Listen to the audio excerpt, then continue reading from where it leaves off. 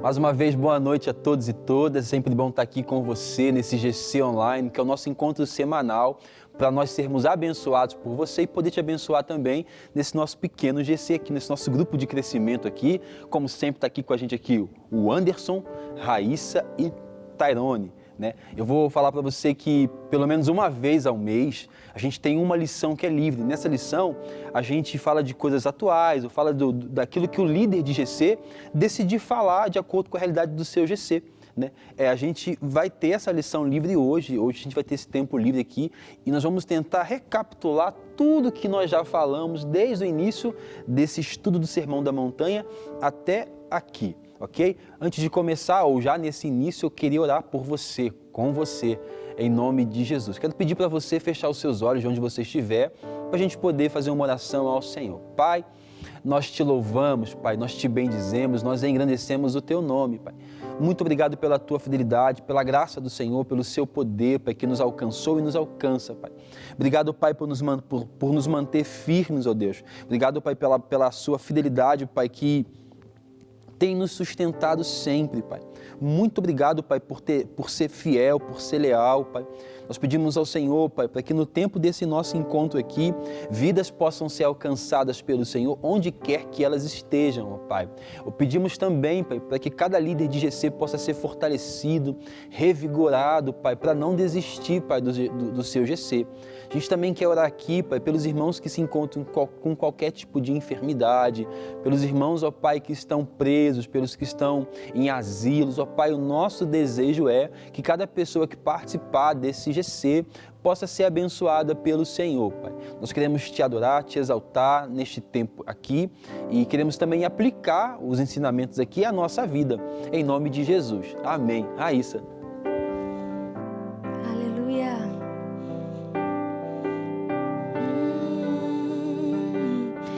Espírito, enche a minha vida. Espírito, enche a minha vida. Enche-me com teu poder, pois de ti eu quero ser. Espírito, enche o meu ser. As minhas mãos eu quero levantar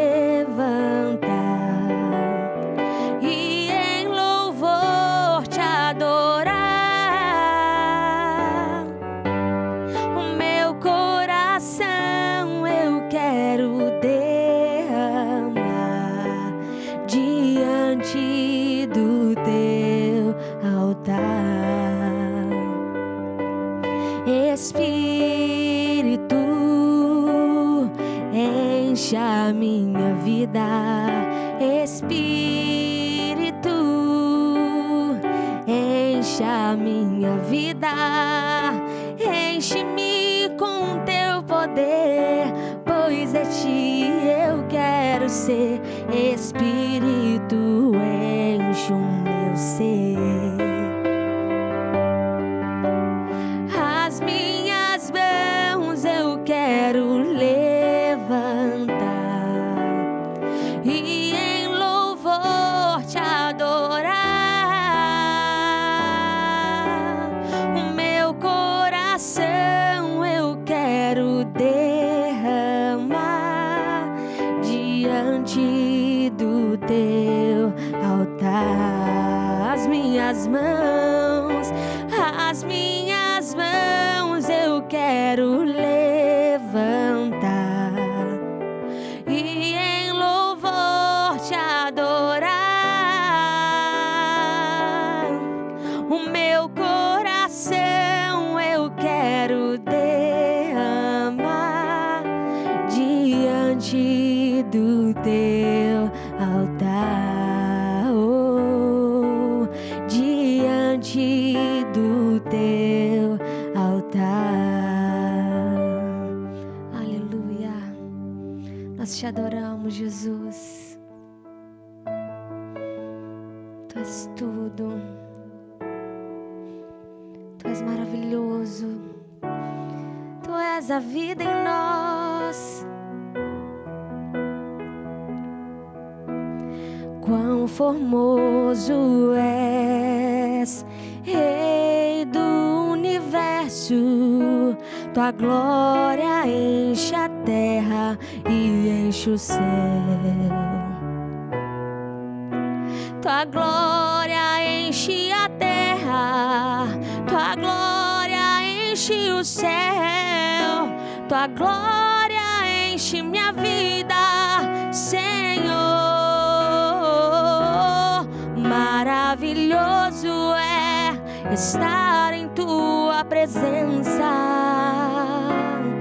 maravilhoso é poder te adorar.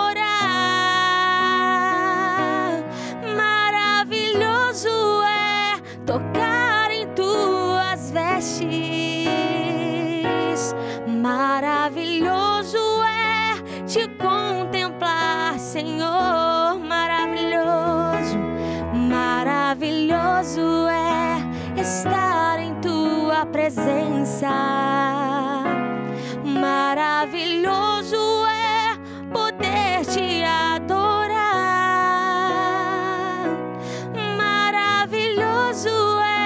Tocar em tuas vestes,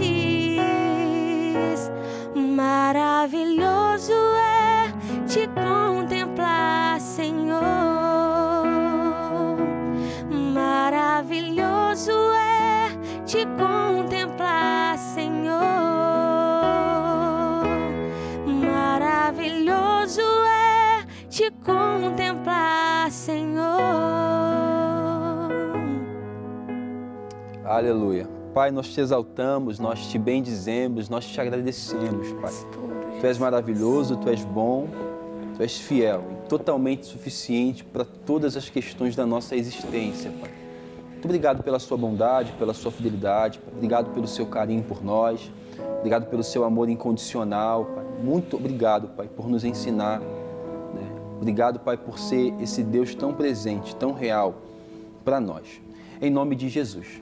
Amém e amém.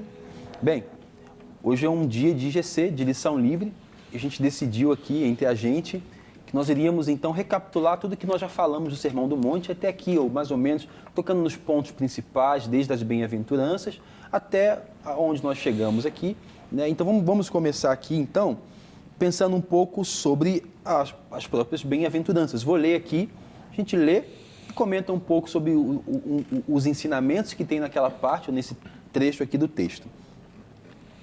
Vendo as multidões, Jesus subiu ao monte e se assentou. Seus discípulos aproximaram-se dele e ele começou a ensiná-los, dizendo: Bem-aventurados os pobres de espírito, pois deles é o reino dos céus. Bem-aventurados os que choram, pois serão consolados. Bem-aventurados os humildes, pois eles receberão a terra por herança. Bem-aventurados os que têm fome e sede de justiça, pois serão saciados. Bem-aventurados os misericordiosos, pois eles obterão misericórdia. Bem-aventurados os puros de coração, pois verão a Deus. Bem-aventurados os pacificadores, pois serão chamados filhos de Deus.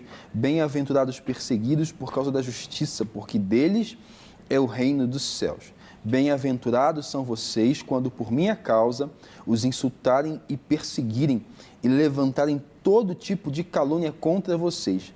Alegrem-se e regozijem-se, porque grande é a sua recompensa nos céus, pois da mesma forma perseguiram os profetas que viveram antes de vocês. Então aqui no Sermão da Montanha, né, no capítulo 5, do verso 1 até o verso 12, a gente está aqui lendo aquelas bem-aventuranças, eu lembro que nós dissemos aqui, que são características que devem estar presentes na vida cristã. Né? Não é que o cristão escolhe uma dessas e vive, ele é convidado a viver toda essa realidade. Ao longo desse nosso estudo aqui, Raíssa, o Anderson e Tairone também, o que mais chamou a atenção, ou qual que é a bem-aventurança que mais dialoga contigo, qual que você mais compreende, a que você mais usa nesse sentido? Então, como você falou que não dá para desvincular-se nenhuma, eu consigo perceber e destaca meu olhar ao ler isso sobre esse anúncio que ele é totalmente invertido diante de todos os reinos. ele vem anunciando que esse reino ele é filho daquele que é pobre, daquele que chora, daquele que é perseguido. Então, eu vejo que diante de um reinado humano, reinado comum, a gente percebe que quem tem mais força, quem tem destaque maior, aquele que possui riquezas, aquele que é o valente, aquele que é o forte, é ele que se destaca diante da leitura de todos os reinos. Só que esse reino ele vem invertindo o papel. Ele vai dar destaque, ele vai dar olhar àquele que não tem recurso nenhum, aquele que é marginalizado, aquele que realmente é pobre. Falta totalmente, não somente recurso físico, mas ele é pobre em todos os quesitos, até mesmo de olhar, de atenção, em tudo falta nisso. Aqueles que choram, aqueles que são perseguidos, aquele que chora porque tem tristeza. Existe uma coisa que o incomoda. Então ele também ele é contemplado. E aqueles que são perseguidos e diante daqueles que são mansos, né? Então tudo aquilo que nós entendemos como fraqueza, que nós não queremos perto de nós, nós vemos esse reino e falamos, olha, vou começar por eles, o meu destaque maior é esse. Então, assim, essa é a beleza, uma das belezas, são inúmeras, que eu consigo perceber assim, de imediato ao ler essa passagem. Pode-se dizer, então, que nas bem-aventuranças, Jesus está dando ênfase à nossa humanização. Olha, parece que ele está falando com gente que chora, com gente que tem sede e fome de justiça, com gente que tem um coração puro, gente misericordiosa. Então, posso dizer então que é um diálogo que Cristo está iniciando com os seus discípulos para falar sobre uma humanidade mais real, né? Falar sobre o reino dos humanos, né? O reino a qual ele convida os humanos. E até mesmo contrapor, né? É como se, um pouco mais à frente, nós vamos ver que ele vai começar a fazer comparações. Visto que Moisés diz, eu porém vos digo isso, parece que quando ele apresenta aqui as bem-aventuranças, ele está confrontando um sistema que já existia ali. Olha, o que se espera dos meus seguidores é isso aqui, e não isso. Né? Porque facilmente, talvez, os cristãos daquela época fossem ser ludibriados por qualquer governante ou por qualquer pessoa. Não, olha só, é isso aqui. Ao mesmo tempo que ele apresenta as características de quem o segue, ele também se torna fundamental para esse seguidor. Porque ninguém que veio antes e ninguém que viria depois dele teria capacidade de saciar essa fome de justiça, essa sede de justiça. Ninguém iria tentar promover a paz como ele promoveu a paz. Então, parece que nas bem-aventuranças, além de falar sobre a humanidade, sobre como ser um ser humano, como ser um ser humano na vida com Cristo, ele fala também sobre ele como a única esperança de que nós vivamos essa humanidade aperfeiçoada. É interessante que desde o início dos Velho Testamento, assim, você percebe Deus falando sobre o reino. Esse reino que ele traria, a qual ele seria o rei. E percebe-se que Israel escolheu ali no livro de Reis um rei para si. Parece que eles falaram assim, Deus, eu não quero seu reinado, eu quero meu próprio rei.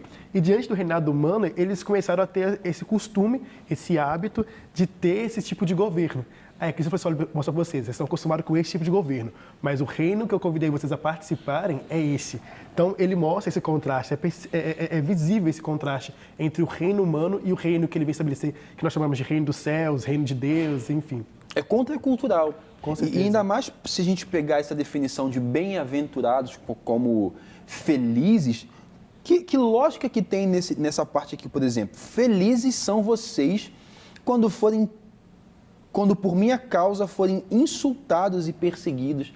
Parece que não tem lógica. E é ele vem exatamente apresentando um outro reino. Por quê? Porque Israel, e nós faremos isso também, nós buscamos um rei que nos prometa benefícios, e não um rei que nos promete sofrimento. Não, eu não quero sofrimento. Mesmo que após o sofrimento ele prometa que vai vir tempos de bonança e de paz, ninguém vai querer. E Cristo vem o quê?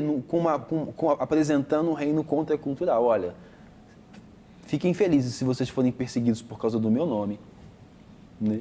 Parece que por aquilo que ele fala, ele é completamente diferente de quem veio antes e viria depois dele. Não tem ninguém, nenhum imperador, nenhum outro rei, nenhum monarca que tenha falado palavras desse jeito. Né? Porque são palavras que até confundem um pouco. Por exemplo, felizes são vocês quando forem insultados e perseguidos por causa do meu nome. Isso é bom ou isso é ruim? Porque parece que é ruim ser perseguido. Parece que é ruim ser insultado. Não, não é ruim não.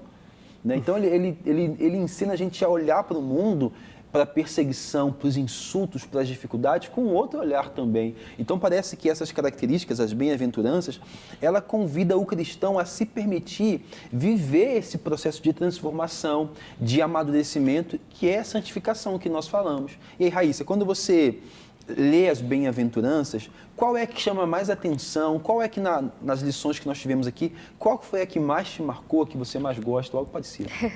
Quando nós falamos das bem-aventuranças, é muito interessante porque dá ênfase ao nosso interior, à nossa real motivação do nosso coração. E uma que me chamou super atenção é bem-aventurados mansos, porque esse é o desafio de qualquer ser humano, ser manso, ter um coração ensinável. Ainda mais numa época em que a gente vive, em que ser manso parece que é ser bobo. Sim. Eu não sou bobo, eu não vou levar desaforo para casa, em várias outras situações. E não é isso que o texto está propondo para a gente. Parece que o manso, ele é alguém que pondera. Ele é alguém que não age por impulso, ele é alguém que, alguém que tem controle de toda a força, tem equilíbrio. Aqui, né? Tairone, você está quietinho aí? Né? Deixa eu te perguntar aqui, para você, fala uma bem-aventurança que te chama a atenção, que você gosta, que te traz um entendimento, que te traz um refrigério, só de ler ou ouvir algo assim. Bom, na verdade, é uma junção de todas, né? Mas os que choram e os humildes é o que me traz mais ânimo, né? Eu gosto muito dessa bem-aventurança, sabe, dos que choram. Né? Primeiro por causa da definição real do choro ali, mas também porque eu trato o choro como algo amplo, entendeu? Então, eu trato aqui, felizes são bem-aventurados que choram. Qualquer pessoa, em qualquer lugar que possa estar chorando, eu englobo dentro dessa bem-aventurança aqui e eu penso que enquanto há um choro, existe um trabalho a ser feito. Porque no final de tudo, o que Apocalipse relata pra gente é que não haverá nem mais choro, nem mais dor. Então não vai haver mais motivo para poder chorar, entendeu? Nós iremos somente regozijar. Tá, e aí a outra parte em que a gente pode falar aqui agora é exatamente sobre sal da terra e luz do mundo, né? E ele fala assim, vocês são sal da terra, né? Mas se o sal perder o seu sabor, como é que nós podemos restaurá-lo? Ele não vai servir para nada, exceto para ser jogado fora e pisado pelos homens. Vocês são a luz do mundo. Não se pode esconder uma cidade construída sobre um monte. E também ninguém acende uma candeia e a coloca debaixo de uma vasilha. Ao contrário, coloca no lugar apropriado. E assim ela ilumina todos que estão na casa. Assim, brilhe a vossa luz diante dos homens, para que eles vejam vossas boas obras e glorifiquem ao Pai que está no céu. Como é que vocês entendem esse texto, na medida em que a gente foi dialogando aqui acerca dele? Então, o que dá para você entender esse texto é essa briga constante que nós temos entre o ser e o fazer. Esse texto ele destaca muito o ser, né? O ser luz, o ser sal, e quanto é importante você ser esse cristão, ser esse apaziguador, ser anunciante desse novo reino no tempo presente. Onde existe tanta injustiça, onde existe tanto choro, onde existe tanto pranto, existe aqueles que vai ser esse que vai intervir, aquele que vai ser o modificador de ambiente. Então, sim, ser sal, ser luz, ser esse que vai ser resposta de Deus, é aquele que é tão aguardado, é aquele que a criação aguarda com gemidos, né, para que ele se manifeste. Então, assim, entre esse grande briga que nós temos entre o ser e o fazer, não está no querer aparecer ser cristão, sim, ou querer ser luz, ou forçar para ser sal. Mas eu entender para que eu fui chamado, entender aquele que me chamou está me capacitando e eu sair fluindo de forma orgânica e também, sim, proposital, planejada, sendo esse anunciante, sendo esse que vai intervir no meio ambiente. E com equilíbrio também, né? Porque já reparou quando a gente faz um arroz, se você colocar muito sal, ninguém consegue comer, fica salgado demais. Mas ele também, sem sal, ele perde totalmente o sabor, então... Eu lembro que nós falamos, quando demos essa lição aqui, nós falamos sobre essa questão do equilíbrio, né? Até mesmo para que a gente consiga cumprir o nosso propósito. Sim. O nosso propósito não é salgar o mundo de forma que o mundo fique intragável. O nosso propósito é proteger o mundo da putrificação, né? Nós falamos sobre isso, né? Que o sal aqui, ele é a fim de proteger. E o Anderson falou um negócio que é muito verdade, que é sobre, é orgânico. O sal salga e a luz ilumina. É natural. E não quer dizer que por ser natural não é intencional. É intencional também, mas é natural. Segue o caminho normal. Me chama muita atenção a responsabilidade que ele joga pra gente. Vocês são sal da terra e luz no mundo. Se a luz de vocês não brilharem, o povo, além de ficar na escuridão, não vai glorificar Deus. E é uma responsabilidade que ele joga em nós desde o Gênesis. Parece que ele está nos relembrando, né? Quando ele nos colocou como esse guardador da terra, né? Sobre esse guardador. Nós temos discutido muito isso, somente na Lagoinha Savassi, sobre a nossa responsabilidade, até mesmo com o meio ambiente. Nós estamos num cenário de pandemia que veio, sim, por negligência nossa com o meio ambiente, com animais, com a nossa criação. E como isso tem retorno, né? Como nós sofremos retorno, às vezes, da natureza, da criação, por não sermos eficazes naquilo que Deus nos colocou. Então, a não ser sal e não ser luz, além de ser, podemos dizer, esse privilégio, podemos dizer, mas também essa... Esqueci a palavra que você quer falar agora. Sobre essa, não cobrança. Responsabilidade. Tipo assim, como a responsabilidade de sermos sal e luz, é que nós vamos ver. Se nós não agirmos como devemos agir, vamos ter retorno, né? Mesmo daquilo que Deus nos colocou para ser guardiãos, aqueles que vai guardar tanto o nosso próximo, né? Guardador do seu irmão, quando ele perguntou a Caim, mas também do meio ambiente. Enfim, de tudo que Deus nos colocou aqui para organizar. Nos faz avaliar, né? Qual que tem sido as nossas ações. E qual tem sido o impacto que as nossas ações têm causado na vida do outro. Sim. E é engraçado porque as bem-aventuranças e a continuidade do texto pretende apresentar para nós uma ética, né, que é uma oposição, né, não é um moralismo, né, vazio de Deus, não é assim um punhado de regras, é uma ética do reino vindouro. E Cristo ele é tão intencional que nós poderíamos argumentar assim, mas vamos deixar para viver isso no reino quando ele vier. Não, comecem a viver isso agora. Por quê? Porque o reino, ele já é presente hoje e ele virá também. Então, quando nós começamos a viver essa realidade das bem-aventuranças, entendemos nossa responsabilidade enquanto pessoas que vão iluminar o mundo e dar sabor ao mundo, né? E é muito importante acerca do sal e do dar sabor, que a gente precisa entender o time certo, o tempo certo, da gente poder temperar. Porque se a gente não for no tempo certo, talvez a gente perca a oportunidade. Você falou muito bem sobre esse reino que já inaugurou. Cristo veio inaugurar esse reino. E nessa compreensão de que o reino já começou, nos faz entender que até aqueles que choram serão consolados, aqueles que são perseguidos, eles serão amparados pelo Senhor. E aquele convite para sermos mansos, né? Em meio a tanta perseguição, em meio a tanto conflitos que nós vamos ter, tanto internos quanto externos, a esse convite, nós temos acesso a isso, né, Rafa? Exatamente. Vocês são sal da terra e luz do mundo. Brilha a luz de vocês diante dos homens, para que os homens possam glorificar a Deus, né? E o oposto é uma verdade. Se vocês não brilham diante dos homens, eles não vão glorificar a Deus. Eu falei sobre essa responsabilidade que nós temos aqui e é pesada, né? É pesada por quê? Porque demanda da gente uma vida intencional. Onde eu estou, eu sou luz. Não há a menor possibilidade. Ou eu nunca fui luz, ou eu sou luz. E se eu sou luz, eu não posso negligenciar os lugares, os momentos, as circunstâncias, as famílias, as pessoas que eu preciso iluminar com a minha vida. Entendeu? Não tem como eu falar assim, mas não é um pisca-pisca, é uma luz constante que nós somos convidados a ser. Se eu sou sal, eu sou convidado, desafiado a dar sabor a todo instante, a todo momento. Opa, deixa eu dar sabor aqui, porque é minha responsabilidade. Tairone, como é que você entende essa parte do nosso dar sabor, do testemunho, de ser sal da terra e luz do mundo? Como é que isso veio para você ao longo das lições que nós estudamos aqui? Então, interessante, eu vou até dar um exemplo da minha caminhada. Antes eu tinha muito aquela questão de não misturar com o ímpio, não sentar à mesa nos escarnecedores. Então, com essa, principalmente, ela ser luz no mundo, eu percebo que ser a luz não é você ficar distante das trevas, mas você ir até ela para iluminá-la. Então, nessa lição eu aprendi muito com essa junção aí. Legal, e isso que ele falou é verdade, né? Porque a luz, ela dissipa a escuridão.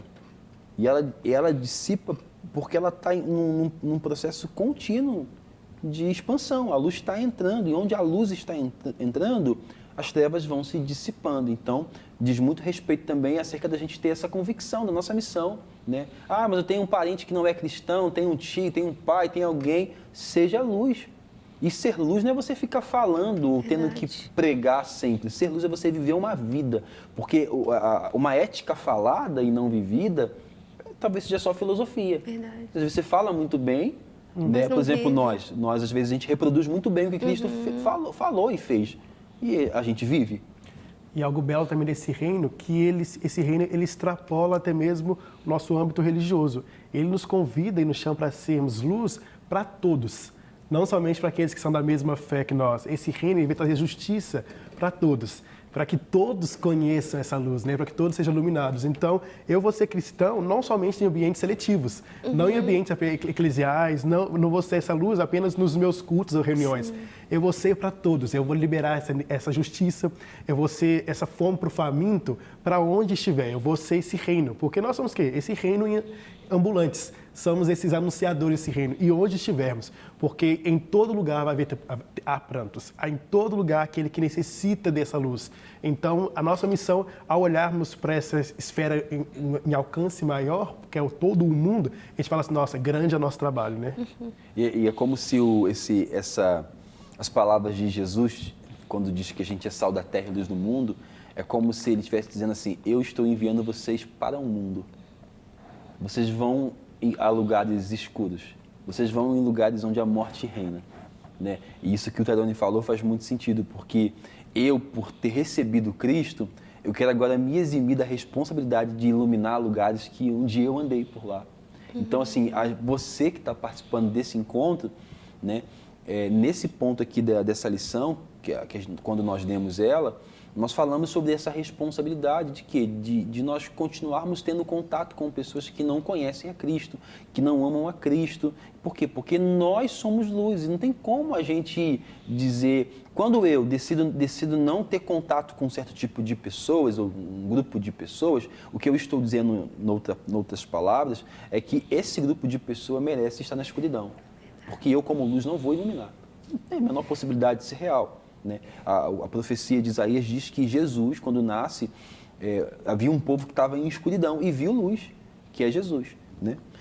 Uma outra parte da lição que nós estudamos também é sobre a lei. E vamos aqui ler um pouquinho para comentar sobre ela também. Não pensem que eu vim abolir a lei ou os profetas, não vim abolir, mas cumprir. Digo-lhes a verdade. Enquanto existirem céus e terra, de forma alguma desaparecerá a lei. Desaparecerá da lei a menor letra ou o menor traço, até que tudo se cumpra. Né? Todo aquele que desobedecer a um desses mandamentos, ainda que os menores, e ensinar aos outros a repetirem esse mesmo ato, será chamado menor no reino dos céus. Então, aqui nessa lição que nós demos sobre Cristo ter cumprido a lei, nós falamos, inclusive, sobre a importância da lei, porque ela aponta para Jesus, ela mostra a nossa incapacidade, ela aponta para Jesus, né? E nós agora obedecemos essa lei por causa do amor. O que governa sobre nós é a lei do amor, né? Porque Cristo é quem cumpriu toda a lei. Aquilo que a gente não conseguiu fazer, Cristo conseguiu fazer. E aí, Anderson, e essa relação Jesus, Moisés, lei, graça, como é que isso fica na sua mente? Como é que você lida no seu GC, com o grupo de pessoas com quem você se reúne? Como é que vocês falam sobre esse equilíbrio, falam sobre essas manifestações de Deus? Falar sobre a lei, falar sobre a graça, não é uma coisa, eu não vejo como uma coisa antagônica, uma coisa distinta. Eu vejo como uma coisa progressiva. A Bíblia fala que a lei ela é boa. A gente tem o costume de falar muito, de pegar a graça, comparar a graça com a lei, e fazemos essa comparação e ficar uma em detrimento à outra. Na verdade, nós percebemos sempre Deus manifestando graça desde o Gênesis, né? Sempre Ele vem com essa face graciosa. E a lei, a Bíblia fala que a lei é boa, que a lei ela vai denunciar em nós. Eu vejo isso, que ela denuncia em nós quão de erro que é em nós e quão perfeito é o nosso Deus. E quão incapaz nós somos de alcançar esse Deus se formos por meio meritocrático. Então, vai denunciar que há falência em nós, mostrar a grandeza dele, mas aí vem a graça que vai ponderar isso tudo, que vai nos fazer alcançar isso, não por meio próprio, né? Mas ele nos elevando. Então, assim, quando eu falo sobre isso, trazendo Jesus e Moisés na mesa, ou em qualquer discussão sobre isso, nós vemos mostrar realmente a nossa humanidade, a nossa finitude e a grandeza de Deus. Esse é o amparo que eu traço. E é engraçado porque, te ouvindo falar, eu fico pensando que a própria lei é manifestação da graça de Deus. Porque a gente não tinha um norte sobre as nossas ações. E a lei nos deu um norte. Olha, vocês não vão conseguir. Olha, vocês estão errados. Olha. eu ouvi, lendo com os historiadores, eles falavam assim que os filhos de Abraão, né, que os que saíram ali do Egito, agora imagina uma família que cresceu totalmente bestializada, né, assim, desgovernada, uma família simplesmente grande, que se tornou agora em número de milhões, saindo, sem ser totalmente descivilizada, né? A lei, ela serve como essa civilização, essa lei para ficar ordem nessa família que saiu, assim, desgovernada por Egito. Então, assim, havia necessidade até mesmo real, emergente naquele tempo. Imagina, uma família que cresceu muito, imagina um terreiro só de família. Como que é bagunçado um terreiro de família? Para organizar aquela sociedade nova. Nova que está fazendo. Senão eles sairiam dali do Egito e ficariam sem rumo. Então a lei também é dada para poder civilizar os irmãos ali, os hebreus, quando eles saem do Egito. Raíssa, como é que você entende essa questão da lei, de Cristo cumprir a lei, dele trazer um novo sentido para a lei, de como nós cristãos lidamos com a lei e graça? Eu trago isso para nós, para mim, como ser humano, porque realmente é libertador, porque a lei denuncia o nosso pecado e aí nós conseguimos ver que sem o sacrifício de Cristo, nada ali seria possível. Nós não conseguiríamos alcançar nada e agora, por conta da graça, por conta desse sacrifício que nós conseguimos alcançar. Exatamente. Então acaba que nós voltamos aqui àquilo que foi dito já, a lei é boa, né? E ela é boa e ela foi útil para um período específico, e quando Cristo surge, ele traz um novo significado para um período específico, e talvez nós devêssemos ler agora para um período específico também, para que nós possamos também dialogar com o mundo todo, né? com as pessoas. Porque, por exemplo, se nós pegarmos algumas leis cerimoniais que Deus instituiu para o povo hebreu, não cabe para a gente, né? Então tem que ter também essa sensibilidade de perceber o que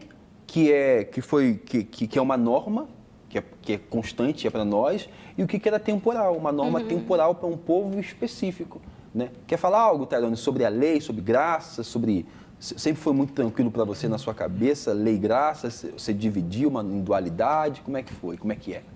Às vezes é um desafio cumprir a lei, mexe com o nosso interior, mas eu entendo que a lei ela é necessária, né? Porque ela dá uma direção. Dá uma direção. Porque ela restringe a gente também, sinaliza. Porque se fosse somente a lei, talvez a gente fosse ficar um pouco desconfiado, porque a justiça que há na lei, ninguém vai ser justificado. Mas como logo em subsequência da lei, mas também se faz presente para ajudar no cumprimento, ou para ajudar na caminhada, ou para a gente não estar sozinho. Não é só assim, façam isso. Né? Lembrando assim, durante muito tempo em que o povo está acampado no arraial, ali no deserto, Deus está ali presente ali. Então, ao mesmo tempo em que Moisés vai até o Monte Sinai e recebe as tábuas da lei, né, o povo também percebe as manifestações de Deus em meio ao arraial. Então, assim, a gente não está abandonado à própria sorte. Então, aquele que obedecer à lei, ok. Aquele que não obedecer está condenado. Não. Para aquele que consegue obedecer, ele não consegue obedecer tudo. Para aquele que não consegue obedecer tudo, tem alguém que vai cumprir, tem alguém que vai capacitar esse e essa para poder viver essa realidade aí. Interessante que a moral, o aspecto moral, ele denuncia uma ética por detrás. Então, assim, a moral, ela pega da raiz da ética. Então, o que eu tenho como ética, eu vou expressar isso de forma moral, eu vou aplicar na minha vida. Então, assim, ao ver a lei, a gente consegue entender a ética que está de trás disso. Quando você lê a lei, você vê o coração de Deus, essa ética que nós estamos falando sobre esse reino de Deus. Sobre essa ética que é maior, essa ética que é do respeito ao próximo, essa ética que é de justiça, essa ética que é de igualdade, que é de reconciliação. Então, assim, a moral mesmo, ela só vai denunciar uma ética que está por trás, um coração que está por trás.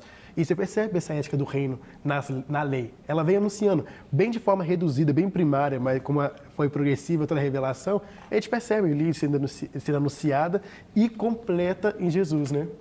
Exatamente. Então, a gente entende que a lei, ela sinaliza para a gente a nossa incapacidade, também aponta para Jesus, porque ele é o cumprimento de toda a lei. A gente entende a importância dela, não só no contexto em que foi dada, não só para um povo específico, mas também os desdobramentos de interpretação para nós aqui hoje, ok?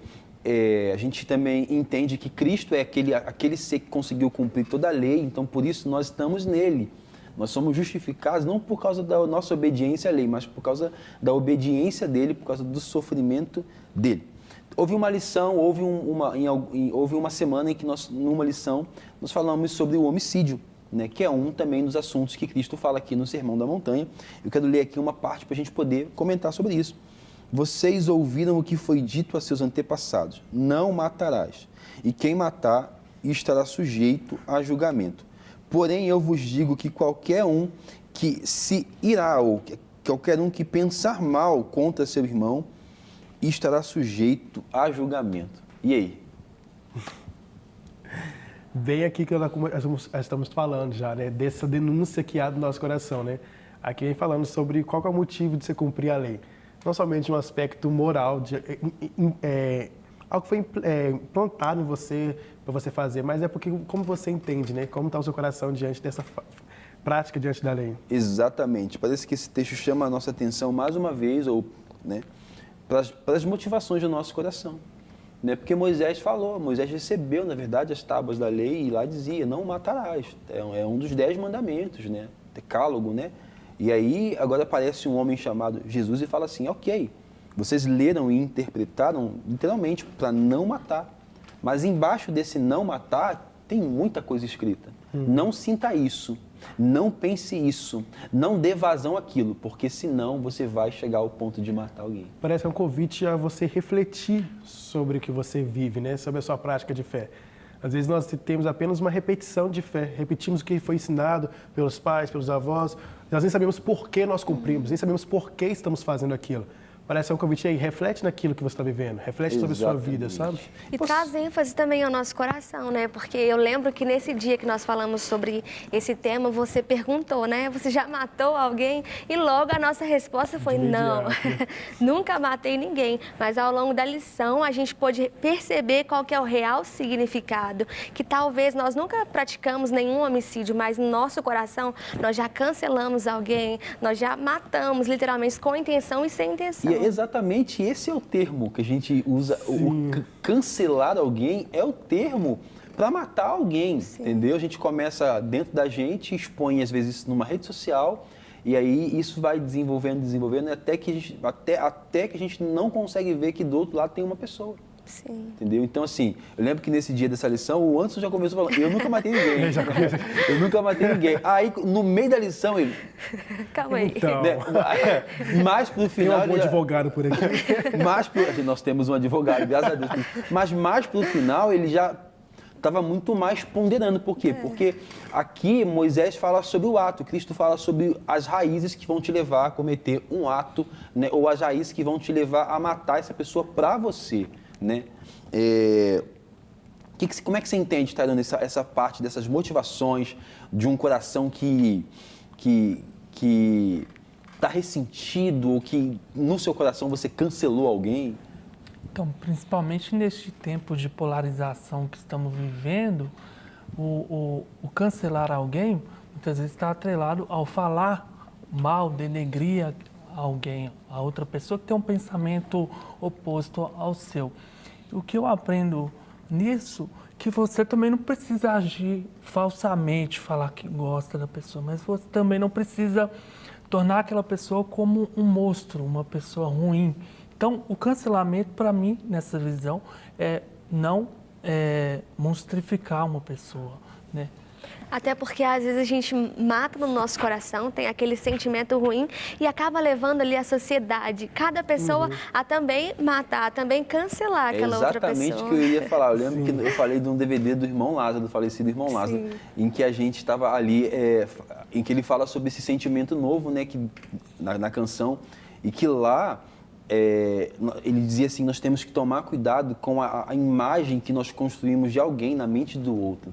Entendeu? Então, assim, nunca fica eu cancelo só para mim. Nunca fica. Nós somos seres comunitários, né? Se eu estou magoado com alguém, eu vou falar com outro alguém. Entendeu? Então, nessa caminhada, corre justamente esse risco de o quê? De eu começar um processo de matar a pessoa para mim e eu começar a despertar em outra que também mate esta, entendeu?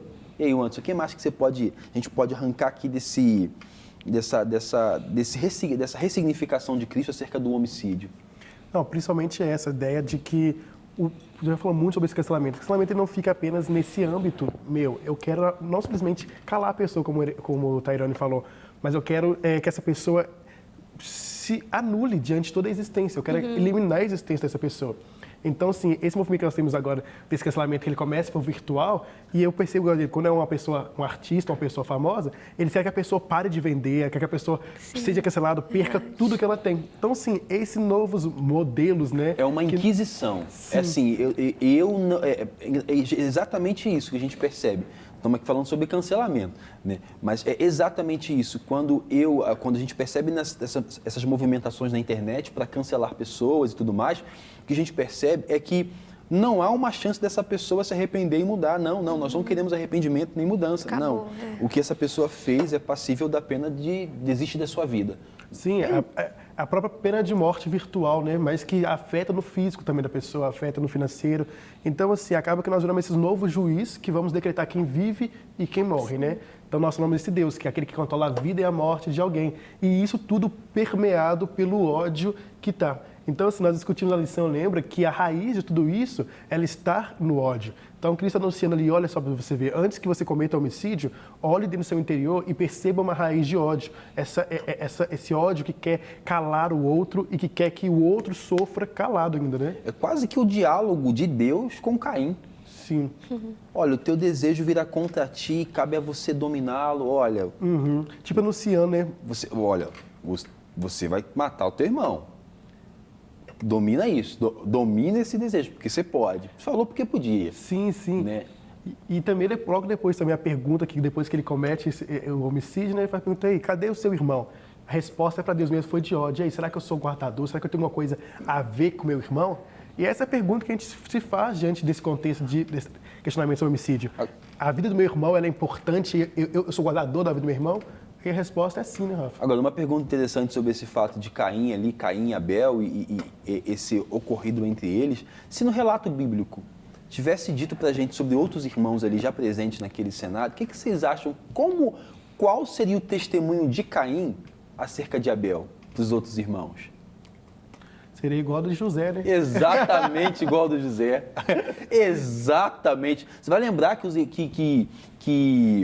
os irmãos de José estão vendo ele vindo de longe e eles estão irados com José. Por quê? Porque José é o mais querido, porque José é mimado, porque a túnica dele, né? E eles estão reclamando de José e disso que surge o plano para poder matar José. O plano é para matar, é um irmão que intervém e fala assim, vamos vendê-lo, né? Que não recaia sobre nós o sangue do nosso irmão. E é exatamente isso, às vezes, que a gente faz.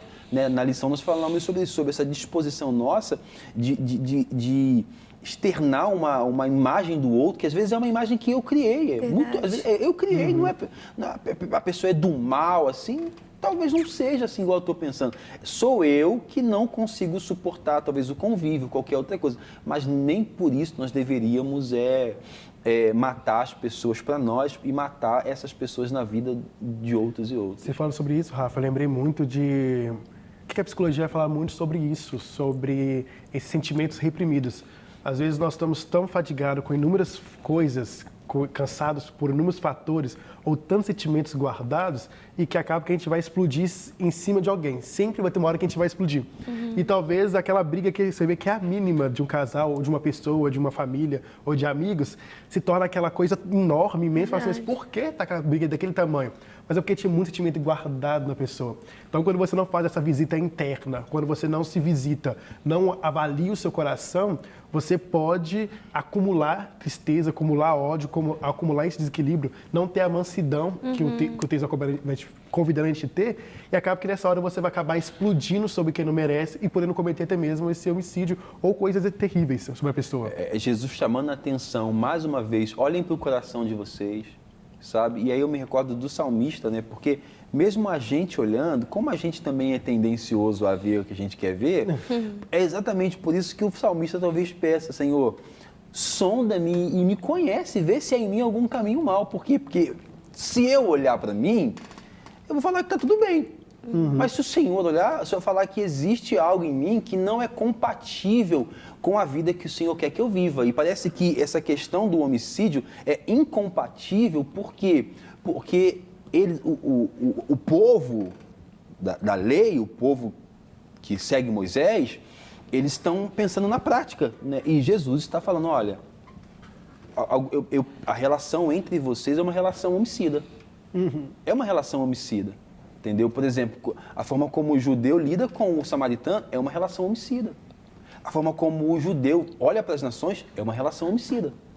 Talvez sejam essas as exortações, os ensinamentos que Cristo estivesse tentando trazer naquele contexto. Principalmente no livro de Jonas, né? A denúncia está sendo feita ali, é esse coração de Deus que é misericordioso, mas também do coração de Israel que é nacionalista e que é excludente.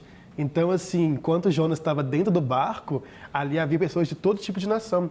E quando todos estavam desesperados porque estava chovendo, clamando ao seu próprio Deus, Jonas falou assim, eu estou nem aí, eu vou ficar dormindo aqui. Ele estava naquele sono dele, desse sono mesmo, da indiferença, em detrimento ao sofrimento alheio de toda a nação.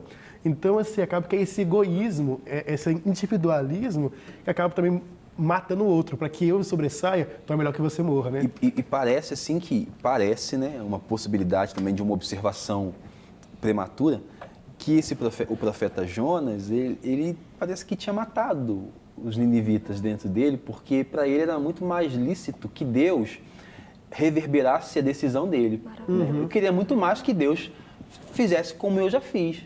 Para mim, eles tinham que morrer, são sanguinários. Né? Não, e tanto que parece que indo nessa linha, tanto que ele matou realmente, tanto que depois que Deus faz todo aquele processo de conversão em massa, ele vai chorar no final. Ele se arrepende, que Deus bom demais, que ódio dele, ele é muito misericordioso, e ele vai chorar debaixo daquela planta. E Deus faz todo aquele sinal com a planta, mata ela para mostrar como que ele é o Deus soberano de tudo. E é engraçado demais, então, olha só. Nós estamos aqui falando de um texto, a gente foi lá para Jonas, estamos falando aqui de um Deus que envia um profeta para poder falar do seu amor a uma nação sanguinária. O profeta talvez no seu coração tivesse matado essa nação como quem pensa assim, eles não são dignos, eles não merecem, qualquer um, eles não, Deus. Deus, contrariando o profeta, transforma a vida de todos aqueles homens de Nínive, salva todo mundo ali, e o profeta, ele fica indignado, porque Deus não perpetuou o que estava no coração dele. Como se ele dissesse para Deus, Deus, eu já havia matado esse povo no meu interior, por que o Senhor não repercutiu a minha opinião, a minha atitude, né? E olha só, é um profeta, alguém chamado para falar as palavras e a vontade de Deus. Quantas vezes você, quantas vezes eu, quantas vezes a gente, mesmo tendo sido chamado para ser sal da terra, luz do mundo, para brilhar a nossa luz, a gente não fala palavras de morte. Porque a gente acha que nós somos mais dignos, mais merecedores, ou porque a gente olha e julga que algum grupo específico não merece ser conquistado pelo Senhor. Né? Eu quero fazer uma oração por você, a gente está terminando o nosso encontro de hoje, mas para que nesse resumão que nós fizemos aqui do Sermão da Montanha, até onde chegamos, né, você possa ter essa capacidade de viver essa ética do reino, que você perceba que as bem-aventuranças falam sobre uma vida que é vivida debaixo dessa sombra de Cristo, que nos ensina uma ética de um outro reino, uma ética de um outro lugar, no nome de Jesus. Quero poder orar por você. Pai, eu quero te louvar e quero te engrandecer, quero te exaltar nesse dia pela sua bondade, pela sua fidelidade, pela sua graça e amor, Pai. Obrigado, Senhor, por tudo.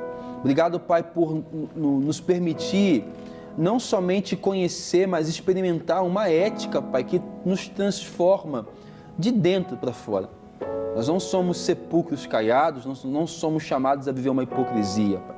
Obrigado pelo processo, Pai, de santificação, que é o que nos mostra que nós estamos errando às vezes, mas estamos no caminho.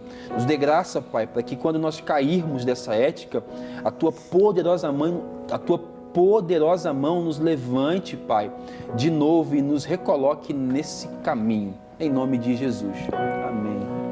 Oh, maravilhoso é estar em Tua presença.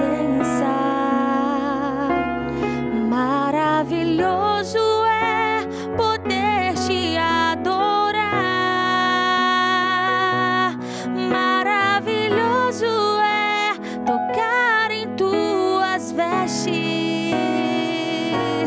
Maravilhoso é te contemplar, Senhor. Aleluia.